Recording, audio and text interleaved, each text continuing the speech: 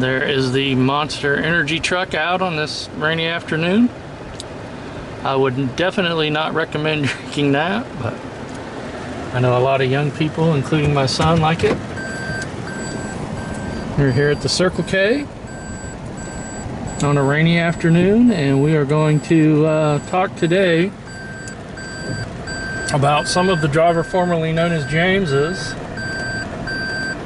mental problems. I think she's ready to do it today. She's wanted to do this for a long time, and I always kept saying, no, I don't think we're going to do that. You know, I like to stay vanilla on my channel and be a place where people can come and just have like a rainy day drive around a small town and kind of not have to deal with what they see on their televisions. Although you should probably turn your televisions off too. It would probably be a good idea. It's all garbage. Anyway, so the driver formerly known as James has bipolar disorder. We'll start there, and we'll let her talk a little bit about bipolar.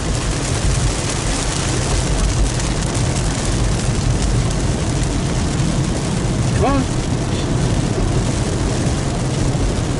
Pull into this Dollar General and let's get some Dollar General theater while we listen to your story. So when were you diagnosed with bipolar? At what age? Hold on. Let me see where this ambulance is going. We'll be coming over here. Got an ambulance behind us. Let me turn in.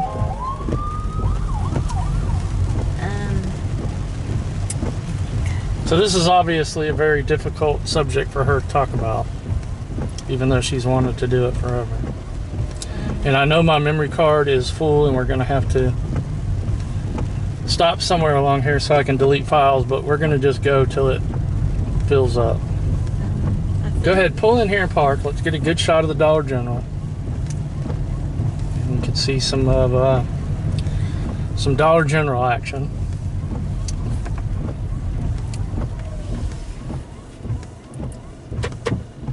Okay. As we were saying, the driver formerly known as James has bipolar. And she's wanted to talk about this for a while. And now's her chance. When were you diagnosed? At what age? I think 27. You were 27? Yep. But I know exactly when it got triggered. I can tell you exactly when it got triggered. The date and everything. I won't say what triggered it because I don't want to talk about that, but I got it when I was 12 almost. No, I was 12 years old. I was 12 years old. It got triggered in November 7th 1992 is when it was triggered. Okay, so bipolar can be triggered? Yeah, it gets triggered. It's not something that you're just necessarily born with? You can be born with it. So it's like diabetes. And unless it gets triggered, you don't have any symptoms of it. Uh-huh. But if something really traumatic happens, like what happened with me, it will trigger it. Okay. And it triggered the depression side of it. So. And what is it like on a day-to-day basis with bipolar? Well, if you're not on meds, it's horrible. It's literally like being on a roller coaster and getting whiplash because you're literally up and down, up and down, up and down, and your head is really messed up from it. Right, and your mood swings. Yeah, that's the mood swings. That's what I mean. You're up and down with the mood Sometimes you can be very pleasant, and sometimes not so pleasant. Well, I have bipolar type 2. Like diabetes also. Yes, there's two bipolar. There's bipolar type 1, which is, I feel for the people that have that. God bless them.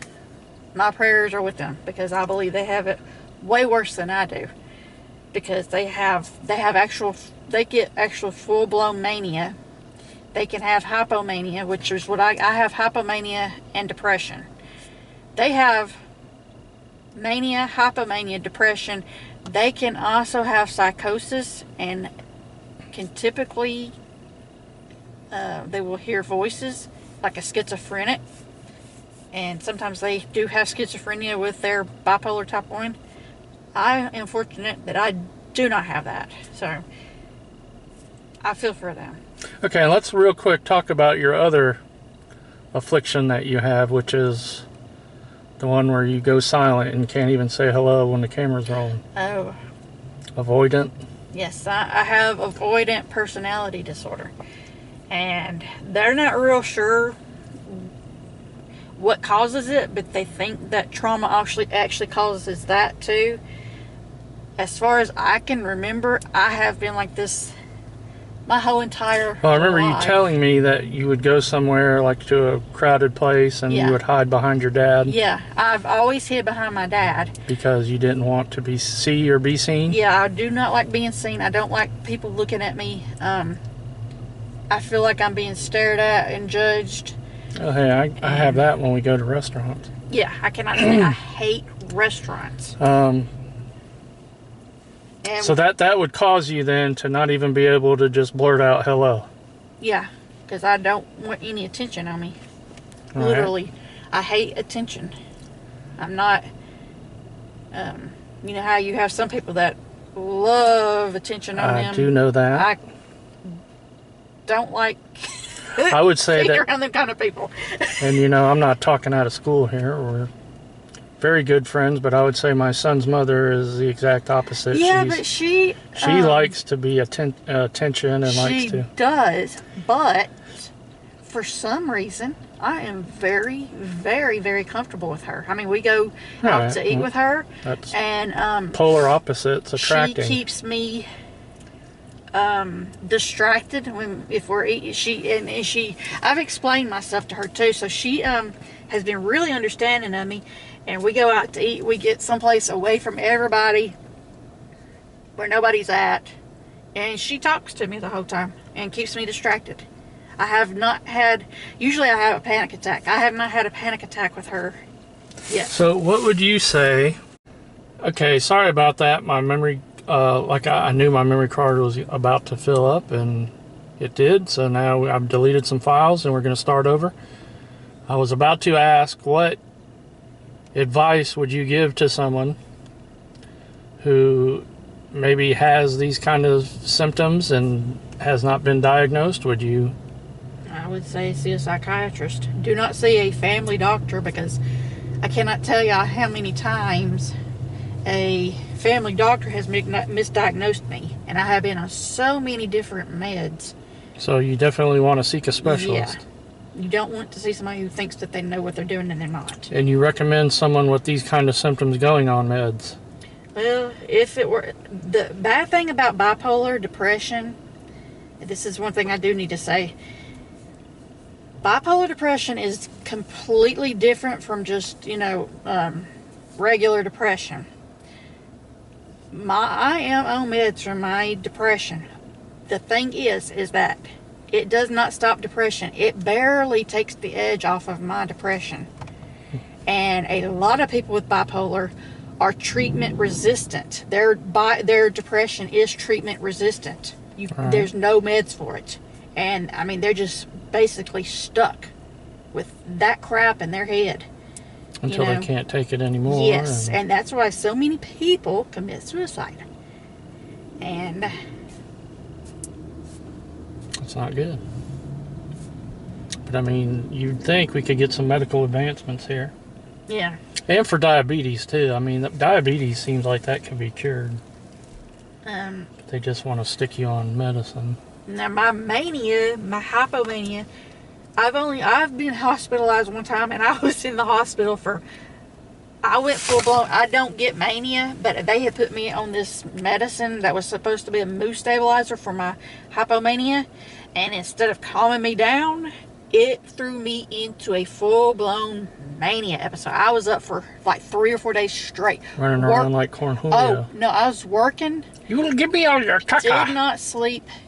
And when I called my doctor, my psychiatrist, I told her, I said, there's something wrong because this medicine is not helping me. And I said, I can't calm down. I was shaking like really bad. And she says, okay, I want you to come to me, where are you at? And I was like in, I believe I was in Westmoreland, Tennessee.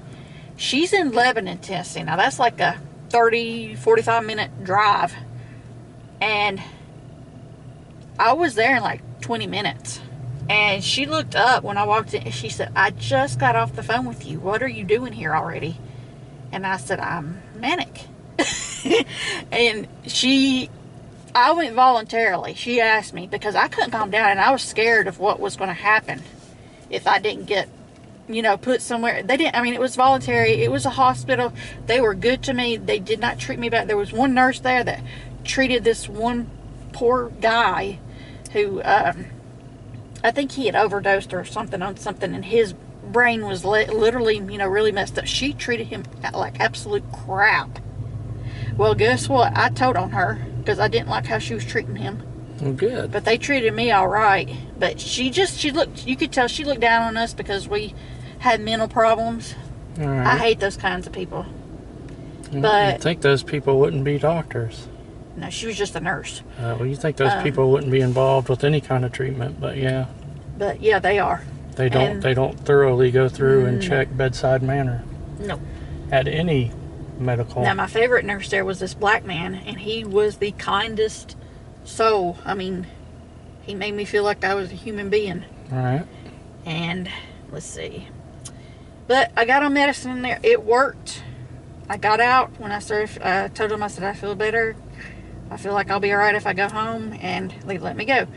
Well, I ended up having to come off that medicine because some of these medicines, you take them so long, and it just gets to where it's like, ugh, I can't take this stuff no more. I can't swallow it anymore. And that's how I got with that. And that's how I got on the stuff that I'm on now. I'm on lithium. And this has been the only stuff besides that has actually helped me and kept me from going full-blown mania again. Well, that's good. And anybody that has bipolar, what goes up must come down. The worse your mania is, the worse your hypomania is, the worse your depression is going to be, the harder the crash is going to be, and the worse it's going to hurt. And when you're high, you never ever want to come down. No, you really don't. Down. But I don't always know whenever I'm manic or hypomanic. I don't always recognize it. But if I do, I really try to rein it in before it gets off the rails, because I know when I come down, it is not going to be good. Right. And the last 2 weeks I have been depressed, and I'm guessing I was hypomanic and didn't realize it because I don't even remember it. But it's just been really hard these last couple of weeks for me. He had to take Cubby to the vet Thursday because I can't even get myself to go in any places. Mm-hmm. That's how bad it's been. And speaking of potato chips, Cubby has now got his rabies vaccine updated. And we just took Yali today, so the kids are legal. I think Mr. Miyagi is... He don't have to have his till November, I think. And, of course, we don't give our bunnies rabies shot because they don't go outside.